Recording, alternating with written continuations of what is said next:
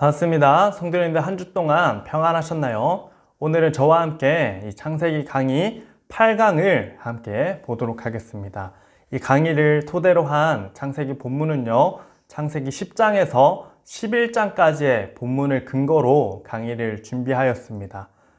이 강의의 주제는요, 이 바벨탑, 그리고 사람들의 죄와 이 바벨탑이라는 주제로 이 강의를 하도록 하겠습니다. 성도님들 이 창세기 말씀을 한번 읽어보시고 강의를 들으시면 큰 도움이 될 것 같습니다. 첫 번째로는요, 이 새로운 시작이 나오고 있습니다. 우리 창세기 10장 1절에 보면 노아의 아들 이 셈과 함과 야벳의 족보는 이러하니라 홍수 후에 그들이 아들들을 낳았으니 이렇게 시작되는 것 볼 수가 있습니다. 성도님들 이렇게 노아의 족보가 등장하는 이유가 무엇이겠습니까?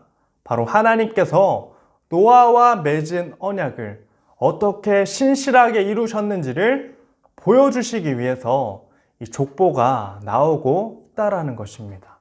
노아와 맺은 또 약속하신 것 무엇입니까? 노아가 이 땅에 충만하고 생육하고 번성하라는 이 복을 하나님께서 약속해 주시고 또 무지개로 보증을 해 주셨는데 그 내용이 곧이어 바로 시작되는 이 10장 1절 속에 나오고 있다라는 것입니다. 우리 성도님들 이렇게 하나님께서는 이 약속과 언약을 반드시 이루시는 하나님이 되신다라는 사실을 잊지 않게 되시기를 바랍니다. 우리가 항상 기억해야 할 것은 하나님은 말씀을 지키시고 또 언약을 반드시 이행하시는 하나님이 되신다라는 사실을 우리가 꼭 기억해야 되겠습니다. 성도님이 10장 전체적으로 볼 때 노아의 족보가 나오고 있는데요. 창세기 10장 2절에 보면은 야벳의 아들은 이렇게 나오고 있고 또 함의 아들은 또 셈의 아들은 이렇게 점점점 나오고 있습니다. 그리고 22절에 보면은 이들은 그 백성들의 족보에 따르면 노아 자손의 족속들이요 홍수 후에 이들에게서 그 땅의 백성들이 나뉘었더라 이렇게 나오고 있습니다. 성도님 노아의 족보가 나오는 이유가 무엇이라 했습니까? 바로 하나님께서 이 9장에 나오는 이 노아와 맺은 이 언약을 신실하게 이루셨다라는 사실을 보여주기 위해서 이 말씀이 등장하고 있다라는 것입니다. 사랑하는 성도님들, 하나님께서는 약속을 지키시는 하나님이 되십니다. 특별히 여기 보면은 이 야벳의 경우에는 이 3대에 걸쳐서 14명의 이름이 등장하고요. 우리 이 10장에 나오는 노아의 족보에 나오는 사람들의 이 숫자를 세하려 보면은 또 의미가 있는데요. 야벳의 경우에는 3대에 걸쳐서 14명이 등장하고 함의 경우에는 4대에 걸쳐서 30명이 나오고 있고 또 셈의 경우에는 6대에 걸쳐서 26명의 이름이 등장하고 있습니다.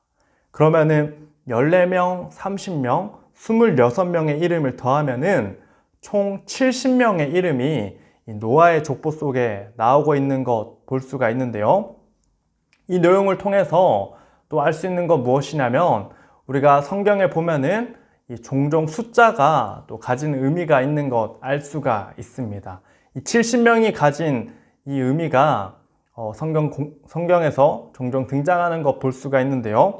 애굽으로 내려갔던 이 야곱의 식구의 숫자가 70명이라는 것 알 수가 있고요. 또 광야에서 이스라엘을 대표하는 사람들 70명의 장로로 이렇게 나오는 것 볼 수가 있습니다. 이 70명의 이 의미를 통해서 완전한 의미 또 전체를 대표하는 의미로 볼 수가 있는데요. 이 70명을 통해서 하나님께서 이 번성과 생육의 축복을 이루셨다라는 사실을 알게 한다라는 것입니다. 그리고 특별히 이 10장에 나오는 족보가 또 우리가 살펴볼 때 좀 특이한 점은 무엇이냐면 창세기에 나오는 다른 족보들과 좀 다른 점은 무엇이냐면 여기에 나오는 족보는 직계 족보가 아니라 반계 족보가 된다라는 것입니다. 우리 성도님들 족보에 대해서 잘 아십니까? 이 족보에서 이 직계 족보가 있고 반계 족보가 있는데요. 직계는 누구의 아들, 누구의 아들, 누구의 아들, 누구의 아들 이렇게 쭉쭉 내려오는 이 족보가 직계 족보라고 한다면, 여기 10장에 나오는 반계 족보는 누구의 아들 중에 또 형제가 누구고 누구고 누구고, 또 누구의 아들 중에 형제가 누구고 누구고 누구고 이렇게 소개하는 족보가 반계 족보가 된다라는 것입니다. 여기 10장에 나오는 이 족보는 반계 족보로 기록되어 있는데요. 왜 반계 족보로 기록되어 있냐면, 하나님께서 이 노아와 맺은 언약을 이렇게 많은 아들들을 통해 이루셨다라는 사실을 보여주기 위해서 이런 족보를 사용했다라는 것 알 수가 있습니다. 또 특별히 이 순서도 보면요, 야벳, 함, 셈 이 순서로 나오고 있는데요. 또 우리가 왜 이 순서대로 나왔는지 혹시 궁금하시지 않으십니까? 그쵸? 이런 거는 이 강의 때만 배울 수가 있는데요. 뭐냐면, 우리가 이 한국에서는 우리가 지역을 나눌 때 동서남북으로 이렇게 나누지 않습니까? 그렇지만 이 사람들, 그러니까 히브리 사람들은 이 방향을 나눌 때 북, 남, 동, 서 순서대로 이렇게 기록을 한다고 합니다. 그래서 이 야벳의 경우에는 북쪽 지방에 정착을 했기 때문에 이 북 먼저 나오는 것이고, 또 함의 경우에는 남쪽으로 내려갔는데 두 번째 북남쪽으로 이렇게 함이 나오고 있고, 세 번째로는 이 셈은 동쪽으로 갔기 때문에 북, 남, 동까지 이렇게 나오는 것 볼 수가 있습니다. 그래서 여기 나오는 이 족보의 순서가 야벳, 함, 셈의 이 순서대로 나오는 것 알 수가 있습니다. 또 특별히 우리가 성경에 보면은 우리가 이 지역을 말할 때 뭡니까? 이 단에서 브엘세바까지 이런 말씀이 나오는 것 볼 수가 있는데요. 우리나라로 치면은 한라에서 백두까지 이렇게 말하지 않습니까? 한라 남에서 북까지, 백두까지 이렇게 얘기하는데, 히브리 사람들은 반대로 단에서 북쪽에서 브엘세바 남쪽까지 이런 북, 남, 동, 서의 순서로 말한다라는 것을 알 수가 있다라는 것입니다. 성도님들, 어쨌든 이 10장에 나오는 족보를 통해서 하나님께서 노아와 맺은 언약을 성실히 이행하셨다라는 사실을 알 수가 있습니다. 그렇지만 곧이어 나오는 이 11장에서 그렇죠? 사람들이 또다시 하나님 앞에 죄를 짓게 되고 하나님 보시기에 악을 행하게 되는 것 살펴볼 수가 있습니다. 사랑하는 성도님들, 어떻습니까? 노아의 후손이라 할지라도 그렇죠?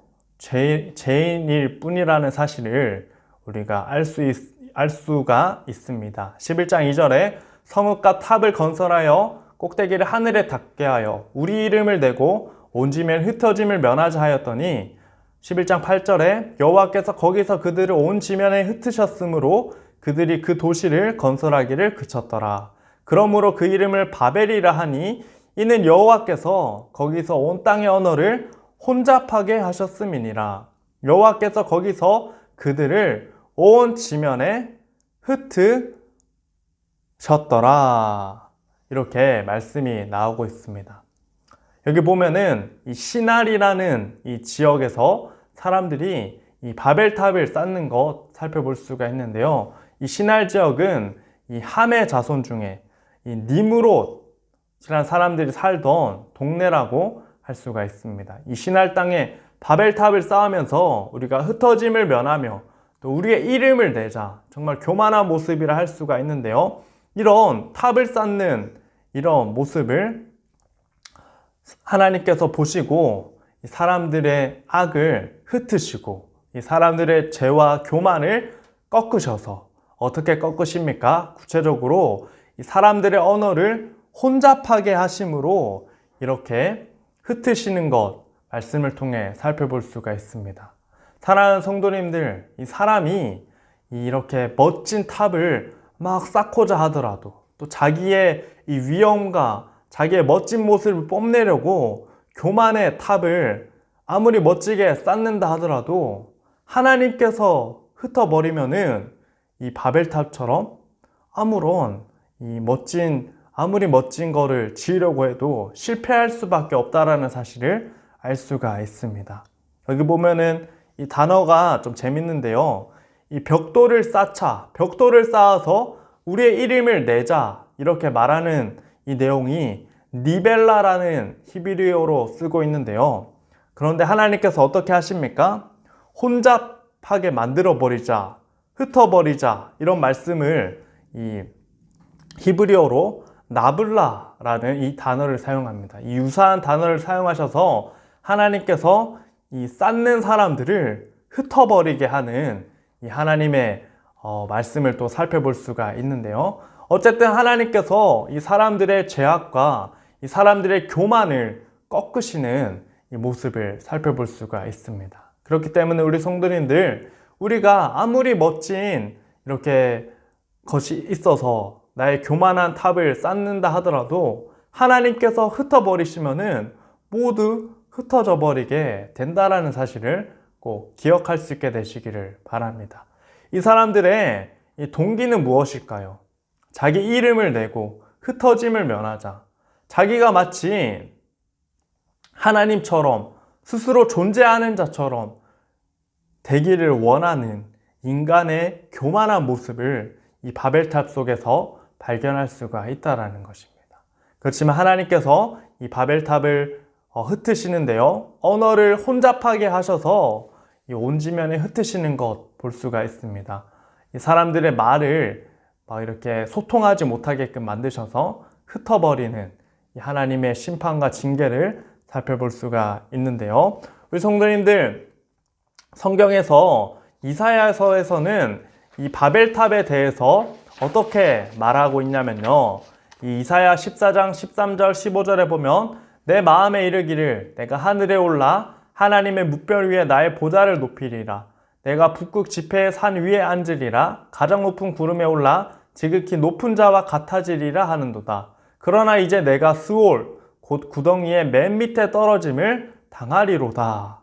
그쵸? 바벨탑을 쌓는 사람들에 대한 이 말씀을 다시 상기시켜주고 있다는 것입니다. 지극히 높은 자와 같아지리라. 하나님처럼 되고 싶어하는 인간의 욕망이 투영된 것이 이 바벨탑이라는 것입니다. 그렇지만 어떻게 됩니까? 높이 쌓으려 하지만 15절에 보면 내가 스올 곧 구덩이의 맨 밑에 떨어짐을 당하리로다. 높아지려 했지만 낮아져 버리게 된다라는 것입니다. 사랑하는 성도님들, 잠언 16장 18절에 보면 교만은 패망의 선봉이요 거만한 마음은 넘어짐의 앞잡이니라 이렇게 말씀하시며 교만에 대해서 경계하고 경고하는 것 볼 수가 있습니다. 바벨탑을 쌓으려 하는 이 사람들의 교만한 이 모습을, 교만한 죄악들을 하나님께서 심판하시고 징계하셨다라는 사실을 알 수가 있습니다. 성도님들, 마지막으로는 그럼에도 불구하고 이 창세기 11장 10절에서는 이 계보, 톨레도트, 족보가 또다시 나오고 있는데요. 여러분들 이 11장 10절에 셈의 족보는 이러하니라 이렇게 쭉쭉 나오고 또 데라의 족보는 이러하니라 하면서 이렇게 쭉쭉 나오고 있는데요. 여기에 나오는 이 족보를 통해서 왜 또다시 하나님께서 이 셈의 족보를 나오게 하실까 이런 궁금증이 나올 것입니다.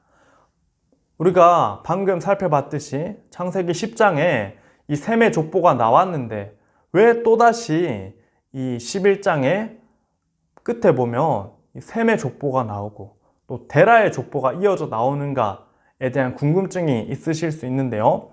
하나님께서 이번에는 이 셈의 족보를 살펴보면은 이 반개 족보가 아니라 직계 족보를 통해 이 셈의 후손을 쭉쭉 나오게 하는 것 볼 수가 있고요. 또 11장 27절에는 데라의 족보가 쭉쭉 나오면서 이 족보가 다시 나오는 것 볼 수가 있습니다. 이 족보를 통해서 하나님께서 이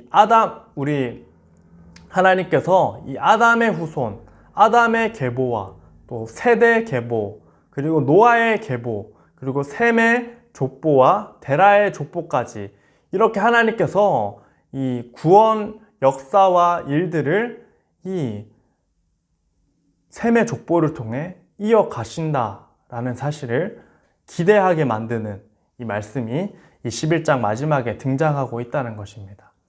하나님께서 창세기 3장 15절에 여자의 후손을 통해 하나님께서 구원을 이루시겠다는 이 복음이 셈의 족보를 통해 이루어져 갈 것이다 라는 이 말씀을 이렇게 셈의 족보가 등장하면서 우리에게 상기시켜 주는 것입니다. 하나님의 구원의 역사가 이 셈의 족보를 통해 이어져 온다라는 사실을 이 말씀을 통해 알게 함으로 이 11장이 마무리되는 것 볼 수가 있는데요. 우리가 창세기 1장에서 11장까지를 이 옛날 역사라고 하고 12장부터 이 족장사라고 하는데요. 이제 11장까지 이 족보가 나오므로 하나님께서 이 구원 역사를 이렇게 이어가고 계시다라는 것을 우리가 이 말씀을 통해 알 수가 있는데요. 계속 이어지는 이 하나님의 이 톨레도트 족보와 계보를 통해 하나님께서 구원 역사를 이렇게 포기하지 않으시고, 우리 중간중간에 보면은 이 사람들의 제약이 나와서 모두 끝날 것처럼 보였지만 하나님께서 이 셈의 족보를 통해 이 구원 역사를 이루어 가신다라는 사실을 우리가 이 족보를 통해 알 수가 있다라는 것입니다. 마지막으로 이 하나님은 이 하나님의 약속과 말씀은 반드시 이루어진다는 사실을 우리가 믿고 확신하여야 되겠습니다. 그리고 셈의 족보를 통해 또 셈의 후손을 통해 하나님의 구원 계획을 이루실 것을 기대하게 한다라는 것입니다. 그리고 이 과정에서 악을 행하는 자는 어떤 모양으로든지 떨어져 나가게 된다라는 사실을 우리 성도님들이 기억하게 되시기를 바랍니다. 오늘은 이렇게 저와 함께 이 바벨탑 사건을 살펴보았는데요. 하나님께서 노아와 맺은 언약을 신실하게 이루시고 또 그 과정에서 악을 행하는 자들을 심판하시고 또 이후에는 이 셈의 후손을 통해 구원 역사를 계속 이루어 가실 것을 기대하게 만드는 것으로 이 말씀이 마무리되는 것 살펴보았습니다. 계속해서 우리가 하나님의 구원 역사와 구원의 일하심을 이 창세기 강의를 통해 살펴보도록 하겠습니다. 오늘 강의를 여기에서 마치도록 하겠습니다. 수고하셨습니다.